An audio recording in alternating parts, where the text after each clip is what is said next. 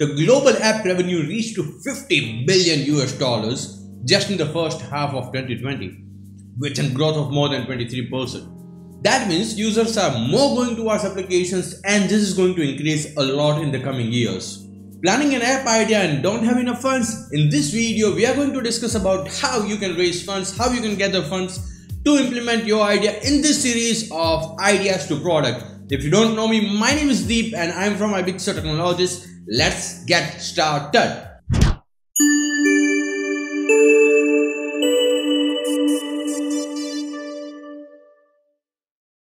Alright, the first one, very easy thing, bootstrap with founders. Get in touch with people, see to it what everyone else is planning. There might be a possibility that someone in the group itself is looking for a opportunity of investment.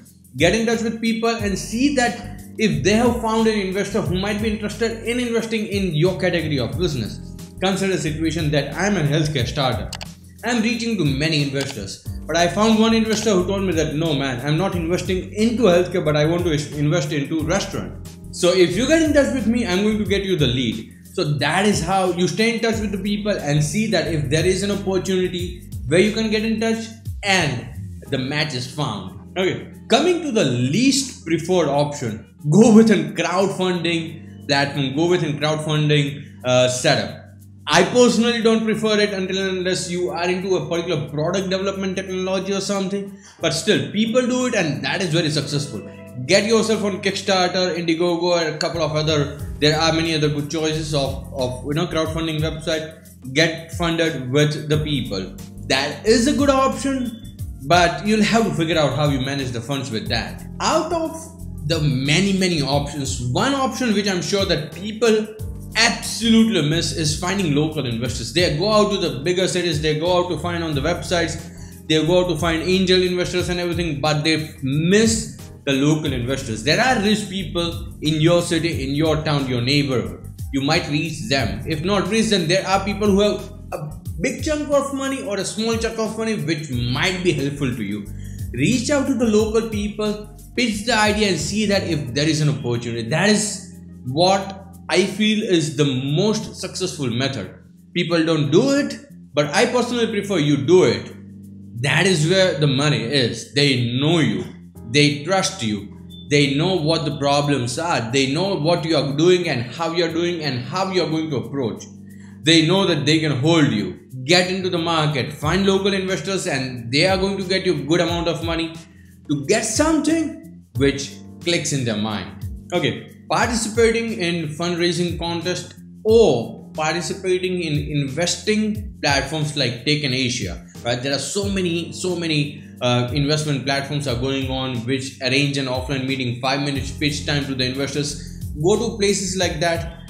Go to fundraising places wherein you might be able to find someone who would love your idea and are ready to invest to a huge level. But I personally prefer the local investors. Reason being, they don't want much of the control. Like more professional investors, they need big control on your business, wherein the local investors, they don't need that huge control. And of course, bank loans. If you have the idea, if you have proper documentations and the company has been formed, you can definitely go out for bank loans depending on which part of the world do you live. Now let's talk about the things which you should do before you reach an investors.